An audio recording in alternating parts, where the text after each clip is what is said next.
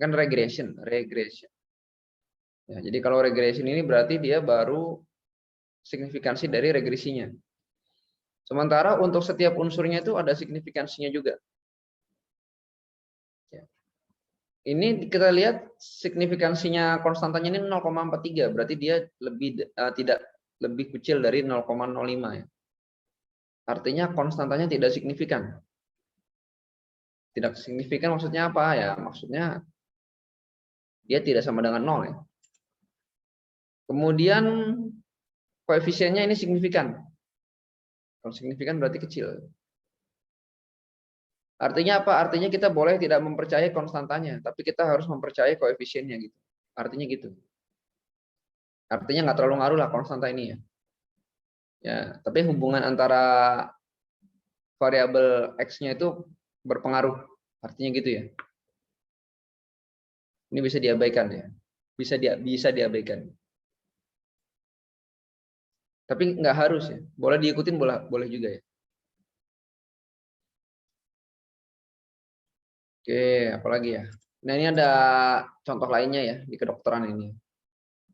Jadi apakah tendensi daripada ignore problemnya, independent X-nya dapat memprediksi psychological distress, ini Y-nya. Nah, ini ya. Ini ada garis merah, ini adalah garis persamaan regresinya.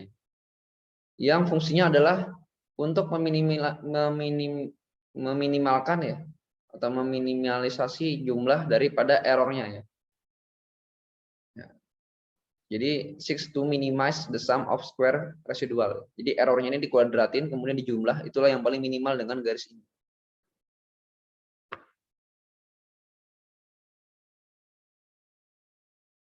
Ya ini perhubungannya negatif ya.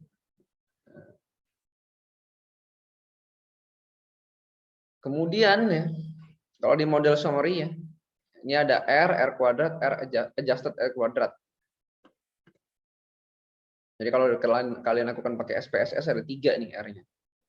Ya ini R korelasi ya, R square, kemudian adjusted R square.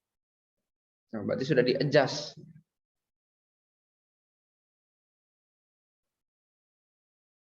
Yang dibaca yang mana? Yang dibaca ya biasanya kita yang adjusted. Kalau ada adjustednya.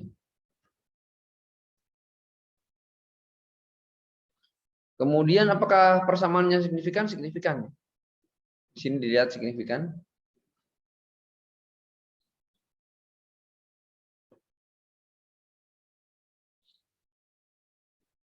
Karena signifikan ini berarti dia persamaannya ini benar-benar bekerja. Berarti benar-benar ada hubungannya itu ya, antara dua variabel tadi ya. Jadi dia reject null hipotesis ya. Null hipotesisnya adalah nggak ada hubungannya.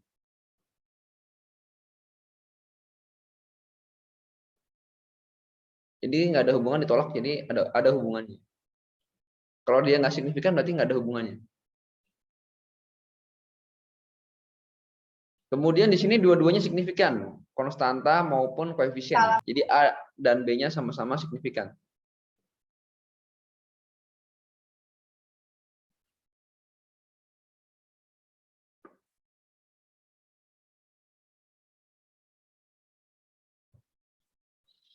Jadi kesimpulannya apa? Kesimpulannya adalah regresi linear itu adalah untuk menjelaskan atau memprediksi hubungan linear antara dua variabel. Ya, antara respon ya, Y dan X variabel bebas. B itu slope kemiringan, A itu adalah intercept. Intercept adalah titik potong di sumbu Y. Nah, dari sini dari yang cuma satu unsur, kemudian ada beberapa unsur. Dikembangkan menjadi multiple linear regression. Jadi dia banyak hubungannya nih, SST ke CH, SLP ke CH, U850, ya, angin zonal 850, kemudian angin meridional 850 menjadi curah hujan. Misalnya gitu, contohnya, contoh dalam penerapan iklim.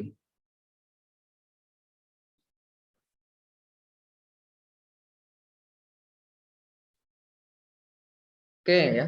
Jadi MLR itu atau multiple linear regression ya.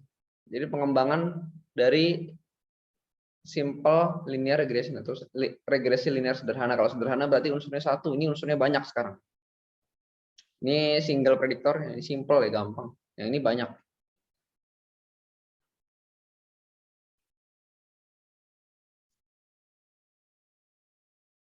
Jadi kegunaannya apa? Kegunaannya adalah ya, dengan seperangkat variabel ya untuk memprediksi variabel dependent, gitu ya. Jadi dia memanfaatkan pembobotan daripada unsur-unsur X ini ya. Setiap ini ada bobotnya sendiri yang menghasilkan Y.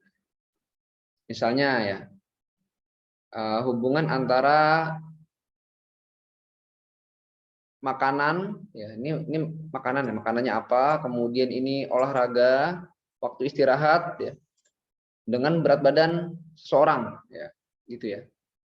Ya, jadi ada makanan, aktivitas, terus apalagi tadi pola olahraga ya, macam-macam ya, hubungannya apa. Nah, jadi itu yang digunakan untuk memprediksi berat badan seseorang. Misalnya ya. Jadi setiap variabel itu punya bobot yang tidak sama. Misalnya lebih banyak pada makanan atau lebih banyak pada olahraga ya.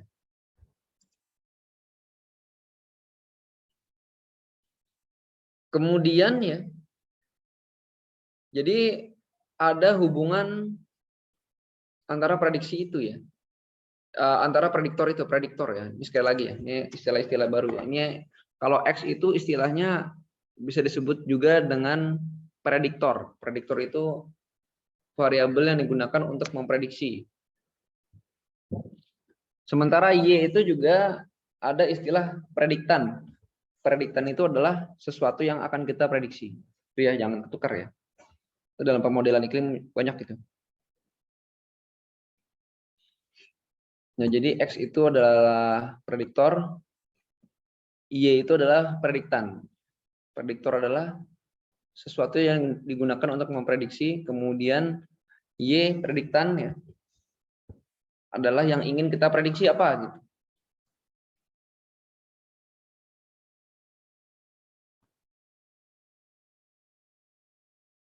Ya. Oke. Jadi kalau ini korelasi ya, X dan Y ya, korelasi, kemudian ini adalah R kuadrat ya.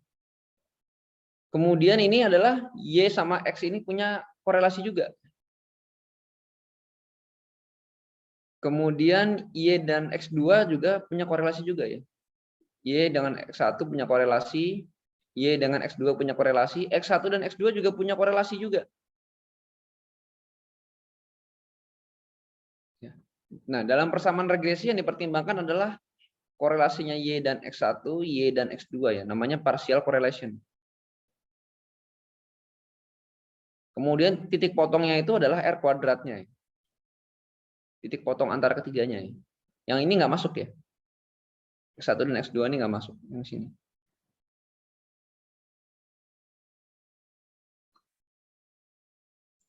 Jadi kalau kita gambarkan secara 3 dimensi ya. Ini misalnya ada tekanan udara ya. Kemudian ini adalah temperatur. Jadi ada dua variabel untuk memprediksi apa?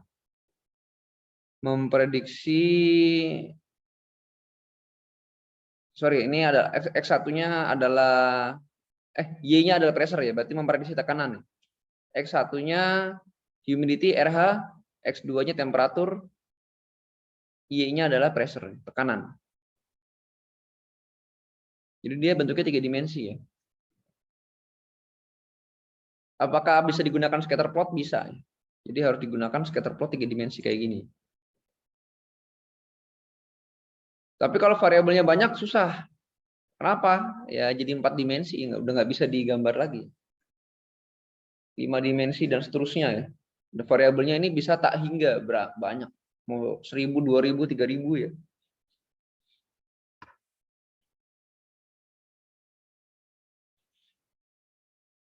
Jadi caranya gimana ya? Caranya adalah ya, kita harus menggambarkan diagramatik model ya. Ya, yang menghubungkan antara variabel itu dan X dan Y ya. X-nya banyak, Y-nya 1 ya. kemudian asumsinya dicek, kemudian memilihkan model linear regresi ya. Multiple linear regresinya, ya ini ada berbagai macam tipe nanti. Menginterpretasikan output, kemudian membangun model. Oke, satu-satu ya. Asumsi ya. Ya, level measurement ya. Jadi pengukuran, level pengukuran, ukuran sampel, kemudian normality ya. Apakah itu dia univariat, bivariat, apa multivariat? Kemudian linearitasnya ya, apa dia punya linear apa enggak ya. Jadi kalau kuadratik dibikin pendekatan linear juga hasilnya buruk ya. Kemudian homoskedasitasnya gimana ya? Multikolinearitasnya gimana ya? Multikolinearitas itu maksudnya adalah X1, X2, X3 itu saling berhubungan. Saling berhubungan. Nah, ini ada sugestinya tidak lebih dari 0,7. Masing-masing korelasi antara X1, X2, X3, X4 ya, dan seterusnya. Oke ya. Jadi ini adalah jenis datanya ya. Datanya tuh harus dipertimbangkan ya. Datanya interval atau rasio sama ya. Continue ya kita sebutnya ya. Ini jenis data ya. Harusnya dipelajari di statistika dasar. Kemudian ini adalah dikotomus. Dikotomus itu maksudnya apa? Maksudnya adalah ringan, kemudian lebat, sedang. Itu namanya data dikotomus. Ya. Tidak continue ya. Continue itu ya udah habis 0,1, 0,2, 0,3, 0,4. Itu rasio continuous. Kalau interval 1, 2, 3, 4 itu juga masih continuous. Tapi kalau dikotomus ringan, sedang, lebat. Artinya apa? Artinya adalah misalnya yang dikotomus kan. Dikotomus itu artinya terpotong. Contoh ringan. Dari ringan menuju lebat, dia tidak perlu lewat sedang. Gitu ya. Dari ringan menuju lebat tidak perlu melewati sedang. Tapi kalau dari 27 derajat sampai ke 30 derajat, dia pasti melewati 28, 29, 29,5 pasti dilewatin. Makanya namanya continuous. Tapi kalau dikotomus dari ringan ke lebat tidak perlu melewati sedang. Ringan langsung lebat bisa. Tapi kalau suhu nggak bisa. Apalagi ya dikotomus ya. Dikotomus itu misalnya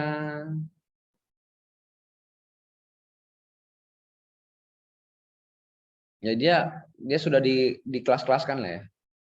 Nanti akan ketemu nanti dikotomus. Kemudian bisa juga diakali dengan dummy coding ya. Dummy coding itu namanya kita membuat variabel dikotomus dari variabel continuous. Gitu ya.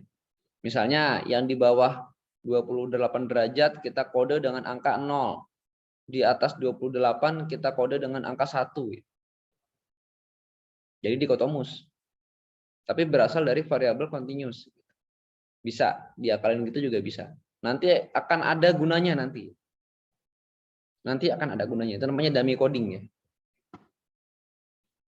Atau misalnya ketika ringan sedang lebat mau dimasukkan ke dalam persamaan, kan kita nggak mungkin kan bikin X-nya adalah ringan, kemudian sedang lebat, susah. Komputer nggak bisa ngitung. Harus di dummy coding. Misalnya ringan itu 1, sedang itu 2, lebat itu 3, bisa. Jadinya bisa. Contoh dummy coding sampel 1 rain, 2 clear, 3 haze misalnya. Ya. Jadi dengan coding ini kita nggak bisa bikin. Kenapa? Karena rain, clear, sama haze ini setara. Hujan, kemudian cerah, kemudian udara kabur kan setara. Setara ya. Setara ya, dia sama gitu kayak warna. Merah 0, putih 1, hijau 2, itu nggak bisa dibikin persamaan karena setara. Yang bisa dibikin persamaan adalah yang bertingkat. Misalnya ringan, sedang, lebat. Atau begini, hujan 1, nggak hujan 0. Kemudian cerah 1, tidak cerah 0. Atau berkabut 1, tidak berkabut 0. Dan seterusnya, itu bisa. Gitu nanti, jadi kalian kalau bikin penelitian pasti ada yang pakai regresi, pasti ada. Kayaknya hampir semua pasti pakai regresi korelasi, pasti ada. Hampir pasti ya. Apalagi kalau prediksi pasti ada itu di dalam. Jadi nanti kalian mau membuat parameter atau membuat variabelnya harus benar ya. Kalau salah, pasti hasilnya juga salah.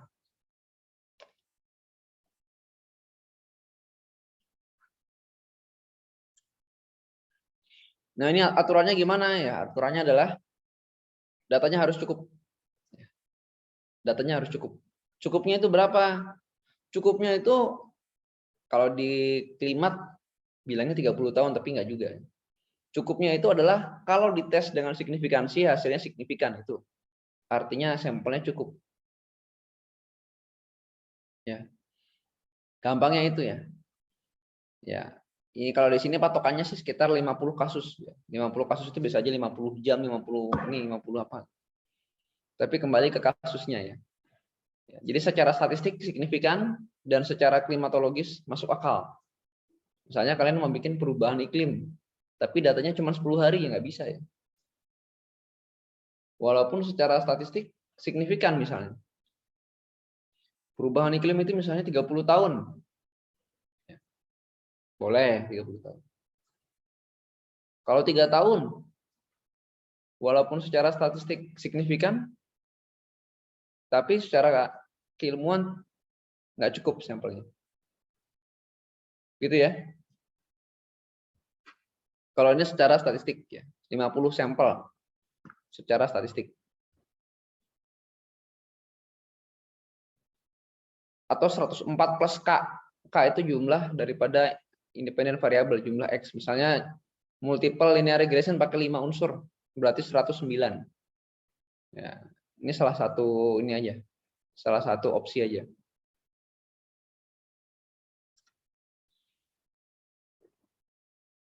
Oke ya. Ini misalnya mau memprediksi dengan multiple linear regression dengan menggunakan 4 prediktor, berarti X-nya 4. Dengan 200 kasus. Ya, ini secara statistik sekali lagi. Jadi N-nya itu lebih dari 50, betul. N-nya itu lebih dari 20 kasus kali 4 sama dengan 80 kasus, betul.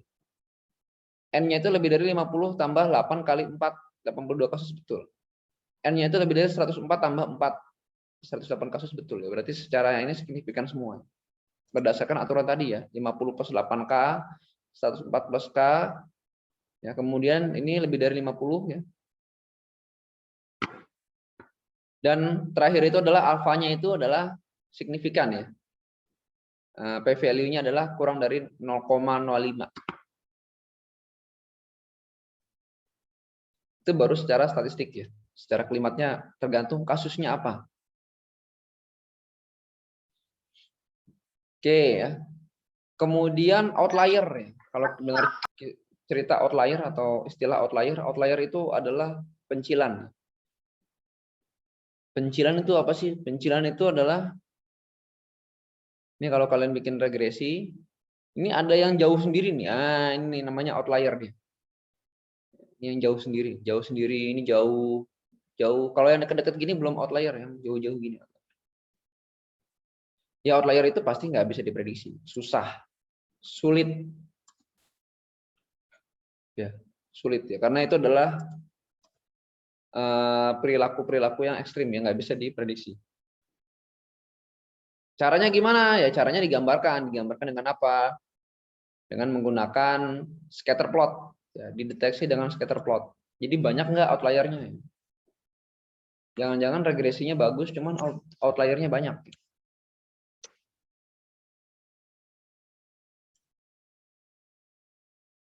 Kemudian ini nanti ya, multivariate outlier ya.